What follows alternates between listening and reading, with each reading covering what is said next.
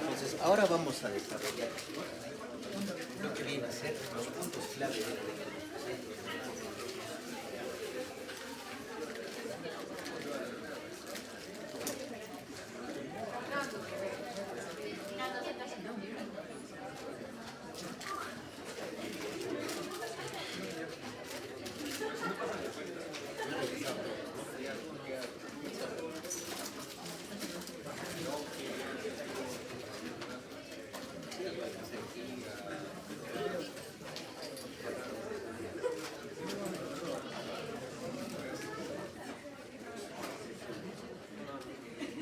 Entonces, como les he estado explicando, tenemos dos estrategias, ¿no? La técnica de arriba abajo y la técnica de la ventana del 5. Entonces, ¿cuáles son los puntos clave en el enfoque diagnóstico de trastorno de personalidad? Lo primero, ya sabemos, ¿no es cierto?, que un trastorno de personalidad es un patrón persistente de estilos disfuncionales de relacionarse con las demás personas, pero que está presente a lo largo de los años y por lo menos empieza en la adolescencia o en la adultez temprana, ¿correcto? Entonces, cuando nosotros preguntamos por los criterios de trastornos de personalidad, hay que explicarle al paciente y recordarle que a nosotros nos interesa mucho más la visión a largo plazo, ¿correcto? Entonces, un paciente, por ejemplo, con un trastorno depresivo mayor puede tener un ánimo irritable, puede estar necesitado de atención y con conducta suicida. Y no por eso yo puedo calificarlo como un paciente con trastorno límite de personalidad. Esa es una visión transversal. Recuerden, ¿no es cierto?, que los trastornos afectivos aparecen por episodios, ¿correcto? Sin embargo, el enfoque de punta de iceberg para los síndromes mayores es útil una vez que están solucionados los síndromes mayores.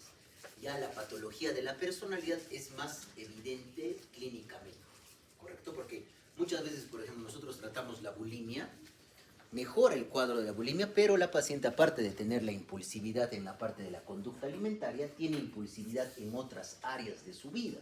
Compras compulsivas, promiscuidad sexual, apuestas, por ejemplo, o otro tipo de conductas adictivas, ¿correcto? Esto es importante desde... Entonces, acá se van a dar cuenta que nosotros vamos a tener en cada uno de los trastornos de personalidad esto, poder estructurar nuestro diagnóstico en función de autoafirmaciones, preguntas de prueba y pistas de conducta. Entonces, ¿qué es una autoafirmación, chicos? Es como un paciente de manera hipotética, con un determinado trastorno de personalidad, se va a describir a sí mismo y de esa manera fijamos de manera confiable las características principales de cada trastorno de personalidad. ¿Cuáles van a ser las preguntas de prueba? Van a ser preguntas que van a englobar de manera completa el trastorno de personalidad. ¿Y cuáles van a ser las pistas de conducta? Las pistas de conducta son las que vamos a identificar a nivel del examen del estado mental, en el contenido del pensamiento. Vamos a encontrar ideas sobrevaloradas que son egosintónicas, a diferencia de las ideas obsesivas que son egodistónicas, ¿no es cierto? Y acá vamos a encontrar dos tipos de contenido dentro de las ideas sobrevaloradas. Mecanismos de defensa desde el punto de vista psicoanalítico y las distorsiones cognitivas desde el punto de vista cognitivo-conductual. Entonces finalmente vamos a utilizar una memotecnia para cada uno de los trastornos de personalidad, ¿correcto? Y finalmente vamos a establecer el diagnóstico.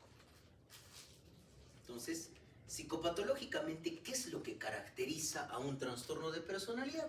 Una idea sobrevalorada o idea fija, ¿correcto?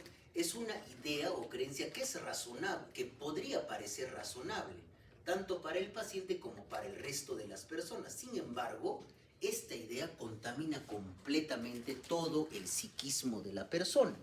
Una idea sobrevalorada característica, por ejemplo, es la idea sobrevalorada de elevado sentido de importancia del paciente narcisista.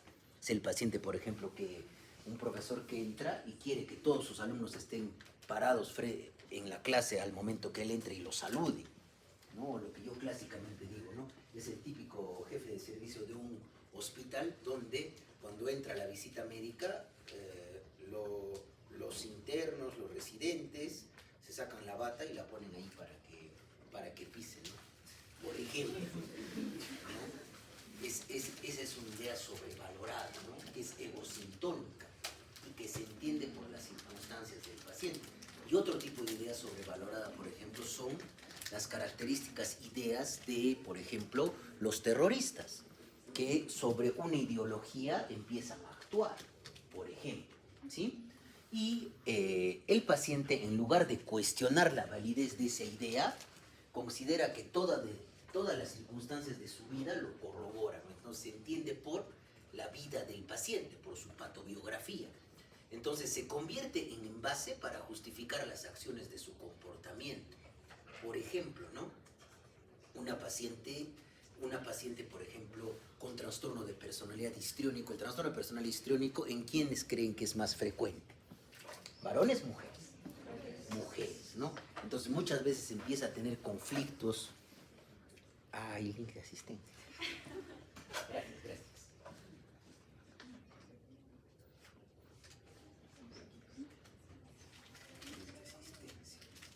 Del Congreso. No hay ni tiempo.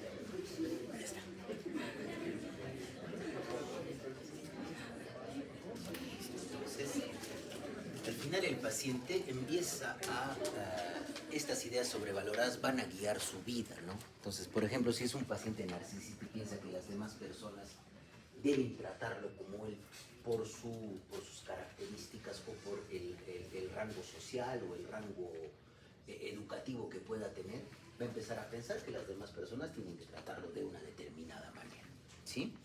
Entonces, McKenna habla de que una idea sobrevalorada es una creencia anómala, solitaria.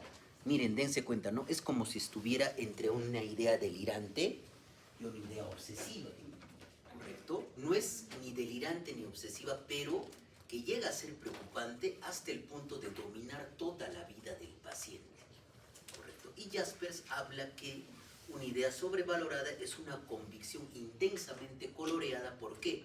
Por la afectividad. Y al ser una idea sobrevalorada, no es como una idea delirante primaria, ¿correcto? Sino es comprensible en términos de qué, de la personalidad y de los antecedentes del individuo. Lo que yo quiero que recuerden es que desde el punto de vista psicopatológico, la idea sobrevalorada es la característica propia de los trastornos de personalidad. ¿Y qué contenido va a tener? O mecanismo de defensa o distorsión cognitiva, ¿correcto? Y acá hablamos de los mecanismos de defensa. Como les había indicado, ¿no es cierto? Es un concepto desde el punto de vista o del paradigma psicoanalítica.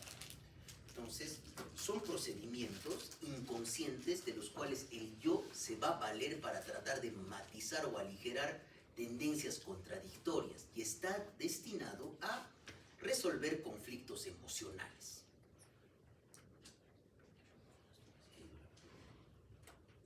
Entonces va a haber, chicos, defensas inmaduras y defensas maduras. ¿Y qué creen que va a pasar? Mientras el paciente tenga mayor cantidad de defensas inmaduras, la patología de personalidad va a ser mucho más grave.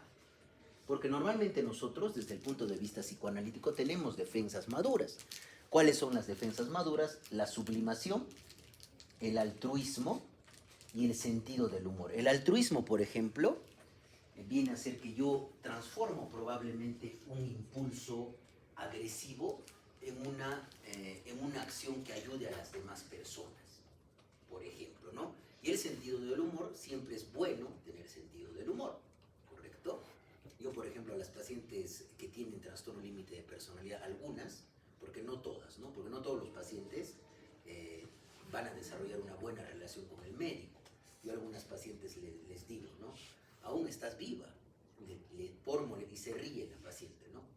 Entonces es una manera de repente de... siempre el sentido del humor es bueno, incluso hasta en la misma terapia, reírse de uno mismo es algo bueno, ¿sí? Y mientras lo que les decía, ¿no? La defensa sea más inmadura, el trastorno de personalidad va a ser más grave. Y cada trastorno de personalidad va a tener un mecanismo de defensa característico, que lo vamos a identificar ¿en qué? En la entrevista y en el examen del estado mental, ¿correcto?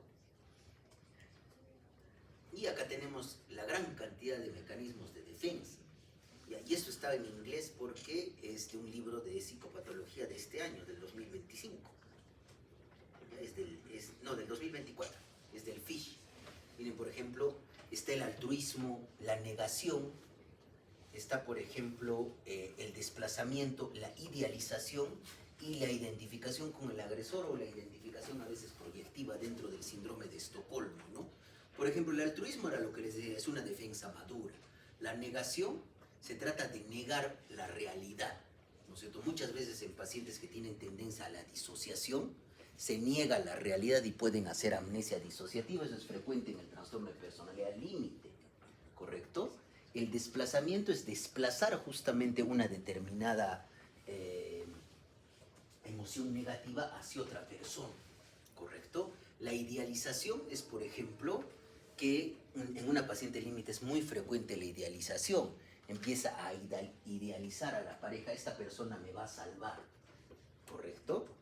Y la identificación con el agresor sucede, por ejemplo, en el síndrome de Estocolmo, ¿no? Donde a una paciente, por ejemplo, la secuestran y se identifica con el agresor. Entonces, acá yo no les voy a preguntar, pues chicos, les voy a poner un ejemplo, identifique cuál es el mecanismo de defensa. ¿Acaso ustedes son psicoanalistas? No, no es cierto. Ni yo sé cuál la cantidad de mecanismos de defensa y yo les voy a preguntar esto. Lo que yo quiero que me sepan es que en los diferentes mecanismos de defensa, por ejemplo, la racionalización es tratar de racionalizar las cosas. Formación reactiva, amplificación somatosensorial, la sublimación, la proyección también es una defensa donde ciertas características de uno se proyectan en otra persona, ¿correcto? O sea, esto es más que todo para que ustedes se den cuenta que hay una gran cantidad de defensas, pero mientras las defensas sean más inmaduras, más grave es el trastorno de personalidad. Y luego, algo también muy importante son las distorsiones cognitivas dentro de la idea sobrevalorada como contenido. Y esto depende del concepto del paradigma cognitivo-conductual. Van a ser errores en el pensamiento que le van a imprimir al paciente una visión de la vida respecto a uno mismo, a las demás personas y al mundo o la vida en general. ¿Correcto? Entonces, acá, por ejemplo, es muy importante esto, lo que les decía, ¿no? El pensamiento dicotómico, es decir, el pensamiento de todo o nada. O rindo o no rindo. O sirvo o no sirvo. Y eso es clásicamente, muchas personas tenemos esa idea, ¿no? O lo hago bien o mejor no lo hago. ¿Correcto? Luego la búsqueda de aprobación, cuando busco probablemente o pongo mi valía como persona en función de la opinión de las demás personas. Y cuando de repente opinan mal de mí, me siento mal, ¿correcto? Otra de las cosas es la comparación o la descalificación positiva. ¿Sí? Son tendencias, digamos, o distorsiones cognitivas. Por ejemplo, el razonamiento emocional en función de las emociones, razonar. La falacia, por ejemplo, del engaño o saltar a conclusiones, ¿no? Esto, por ejemplo, es la sobregeneralización. En función de una característica, yo puedo amplificar eso y calificarme de manera global. Yo, por ejemplo, y esto es un ejemplo que siempre se da en terapia, ¿no? Si yo tengo un cesto de manzanas y una manzana está malograda, por el hecho que una manzana esté malograda, ¿voy a botar todas las manzanas? No, ¿no es cierto? Y es también la visión de, si yo por ejemplo ahorita les pongo un vaso de agua que está a medio contenido, para algunos puede estar medio vacío o puede estar medio lleno, ¿correcto? Entonces va a depender mucho de cómo el individuo interprete un estímulo para que lo pueda perturbar o no. O sea, al final a nosotros lo que nos perturba, chicos, como seres humanos, no son las circunstancias ni los eventos, sino cómo nosotros interpretamos una determinada situación. ¿Correcto? Y esos son los principios, por ejemplo, de la terapia cognitivo-conductual. ¿Sí? Y acá tenemos, por ejemplo, la magnificación o el catastrofismo. Muchos pacientes, por ejemplo, piensan o tienen esa idea de catastrófica, ¿no? Es decir, que no va a suceder algo malo, sino va a suceder algo malo al cubo. Por ejemplo, piensan así, son catastróficos, ¿no? Y empiezan a pensar, ¿y si en el examen viene una pregunta más difícil? ¿Y si de repente saco 0? ¿Y si de repente no termino la carrera? ¿No es cierto? Eso es catastrofismo, magnificación, la sobregeneralización y el perfeccionismo. Tratar de hacer las cosas de una manera perfecta sin importar lo que pase o sin importar lo que me cueste. ¿Correcto? Son creencias irracionales, ¿no? La personalización, es decir, sentir que alguien puede hablar algo y inmediatamente yo me identifico con eso. ¿Sí? Eso es personalización. Reduccionismo, las cogniciones adecuadas para cada uno mismo, y son diferentes tipos de distorsiones cognitivas. ¿Sí? Ahora vamos a ir con este ejemplo 3, que ya vamos a comenzar, chicos, ya con los trastornos de personalidad. ¿Ya? Creo que hasta ahí se quedó. Ya no, pero está en la segunda parte 2, para mis alumnos que están en la... Les he subido la clase, está en la parte 2. ¿Ya? Entonces, a ver. ¿Quién puede leer el ejemplo?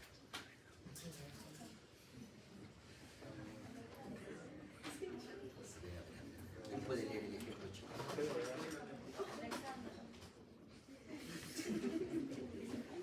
ver, ¿quién va a leer? A ver, su compañera. ¿Cómo te llamas? Isamar. Isamar, ya, lee, por favor. Paciente de 35 años de edad, abogado, casado desde hace 3 años con un hijo. Presenta un cuadro que comenzó desde la adolescencia, consistente en marcada suspicacia hacia quienes lo rodean. Pobreza en sus relaciones interpersonales, pocos amigos. En varias ocasiones muestra desprecio hacia quienes lo rodean. Desconfianza hacia sus compañeros de trabajo y hacia sus superiores, a quienes acusa de querer explotar laboralmente. Lo mismo que hacía algunos de sus familiares. Todo esto lo ha llevado a enfrentamientos y a confrontaciones en los ambientes social, laboral y familiar. Ante cualquier amenaza, sea real o aparente, reacciona con ira. El paciente acudió a terapia de pareja porque desde el momento en el que se casó sospechó que su esposa, a la que describe como coqueta y lanzada, le es infiel con algunos compañeros de la oficina, lo mismo que con uno de los vecinos, hecho que no ha logrado demostrar. El paciente tiene una demanda en una comisaría de familia por maltrato físico y psicológico hacia su esposa. A pesar de que el paciente es consciente de los problemas relacionales que tiene, los achaca enteramente a las demás personas. Se describe como una víctima de las personas que lo rodean. ¿Qué te llama más la atención de todas las características de esta persona, Isamar? A ver. Paranoia. La paranoia. Desconfía de las demás personas, ¿no? ¿De quién desconfía? Desconfía de sus compañeros de trabajo, desconfía de su esposa. ¿Y piensa que de repente alguien lo quiere perjudicar. Entonces, eso es el patrón característico de un trastorno de personalidad paranoide. Entonces, ¿cuál va a ser la autoafirmación? Es decir, cómo el paciente con un trastorno de personalidad paranoide se va a describir a sí mismo. Los demás no son de fiar y tratan de aprovecharse de mí, ¿correcto?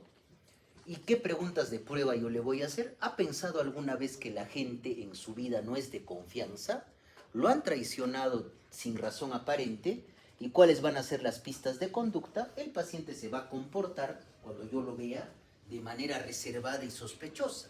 E incluso muchas veces va a ser renuente a las preguntas y va a tener una desconfianza a nivel del examen mental. ¿Y cuál es la memotecnia? Sospechosa, ¿ya? Para que no se olvide. ¿De qué? Sospecha de infidelidades de la pareja. No perdona, es rencoroso. Sospecha de otros. Percibe ataques donde no los existe. Ve a todo el mundo como un enemigo. Teme confiar en los demás. Y percibe amenazas en eventos sin malicia.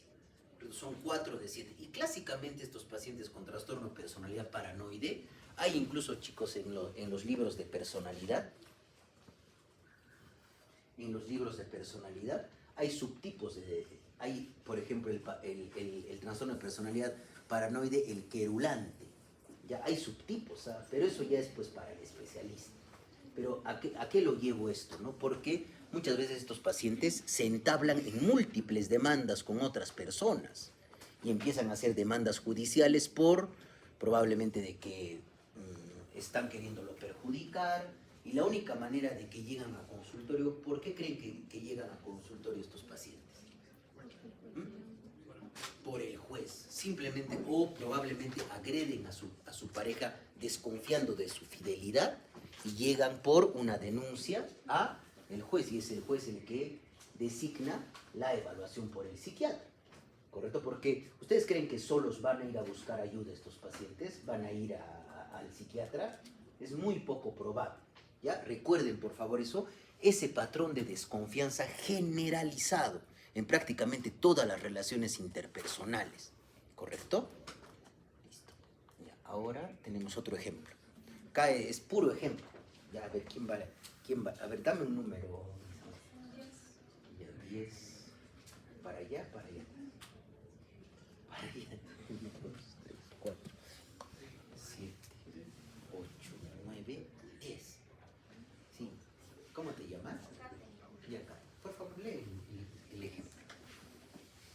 Después de 2 semanas de trabajo, la persona que contrató a Doris le sugirió que buscara asesoramiento.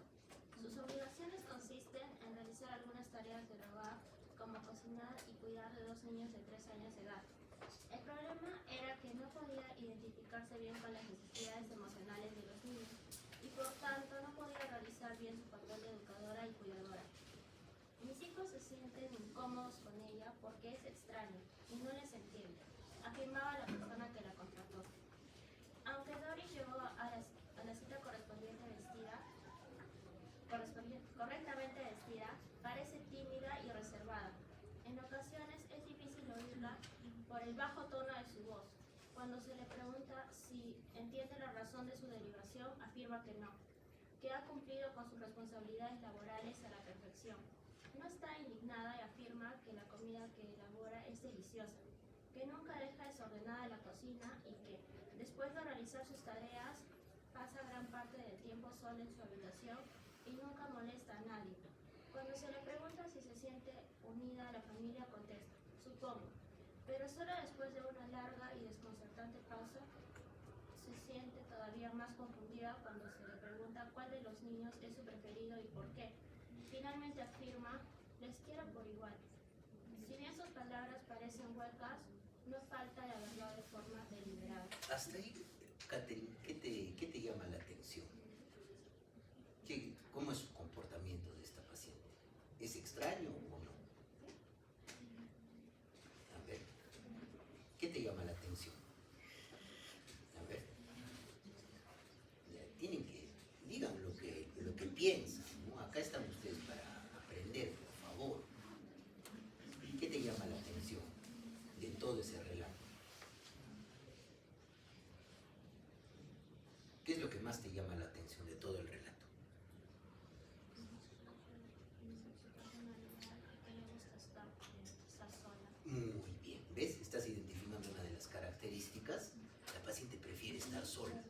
quiere o busca probablemente las relaciones sociales. Cuando le preguntan, por ejemplo, a cuál de los niños prefiere, los quiere por igual a los dos. Y miren, van a confirmar lo que justamente Catherine está identificando. Continúa, por favor, Catherine. En otras áreas de su vida, Doris presenta problemas similares. A los 17 años de edad tuvo su primer hijo, una niña, fruto de las relaciones con un adolescente vecino de su casa. Niega que fuera su novio y dice que fue su primera y única relación sexual, que no sintió nada y que no le preocupaban esos asuntos. Cuando se le pregunta por esta experiencia, recuerda solo los hechos de su embarazo y el peso de su hija al nacer. Refiere que no le gustaba cuidar de su hija y que se sintió desbordada por las atenciones que precisaba. Después de 2 meses decidió darle en adopción. Doris pasa muchas noches cosiendo y se confecciona su propia ropa. Dice, no necesito demasiado de los demás. Durante la jornada laboral tengo que estar con ellos porque es mi trabajo. Debido a su escasa habilidad de lectura, se emplea un test de vocabulario con dibujos para evaluar su nivel intelectual. Obtiene puntuaciones que la sitúan en el nivel de normalidad. A partir de las observaciones realizadas y de la información recabada en la entrevista clínica, se recomienda que Doris se dedique a trabajos en los que no deba cuidar niños. Su falta de emoción, su preferencia por actividades solitarias y su incapacidad para sintonizar con los estados emocionales y necesidades interpersonales de los demás, prerequisitos básicos para la educación, la convierten en una mala candidata para el papel de cuidadora. Y además es normal, por ejemplo, que una mujer adolescente regale a su hijito y no sienta nada. No, ¿no es cierto? Pero prácticamente esta paciente disfruta estar sola, ¿no es cierto? No le importan las relaciones interpersonales.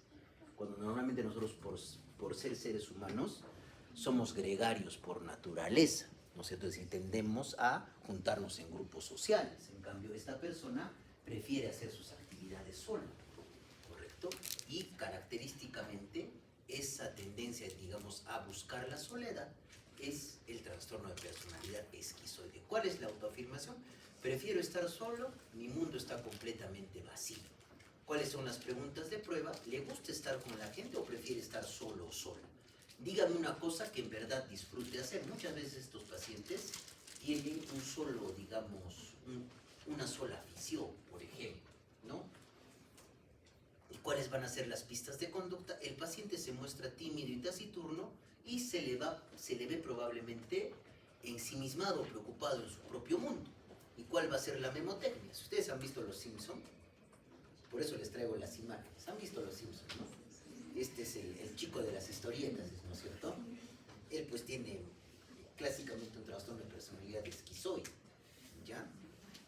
Y distante. Es desapegado, indiferente a la... Por ejemplo, cuando la elogiaba respecto a la comida que cocinaba Doris, ¿sentía alguna respuesta? No, es indiferente a la crítica o al elogio. Tiene intereses sexuales, hay poco interés por la vida sexual, o prefiere hacer las actividades de manera solitaria. No tiene un círculo social cercano, máximo probablemente sus familiares más cercanos. No disfruta ni desea las relaciones cercanas, ¿correcto? A diferencia de un paciente con trastorno de personalidad evitativo, que ya también tiene miedo de poder establecer una relación social porque tiene miedo a que lo rechace. Cuando a esta persona no le interesan las relaciones sociales, ni relacionarse con las demás personas, y tiene placer con muy pocas actividades. Eso es lo característico en el trastorno de personalidad esquizoide. Entonces nos vamos a quedar, chicos, hasta ahí. El siguiente jueves vamos a terminar lo que es personalidad. Tenemos 3 horas y también vamos a hacer bioética en psiquiatría. ¿Ya? Les agradezco por su tiempo.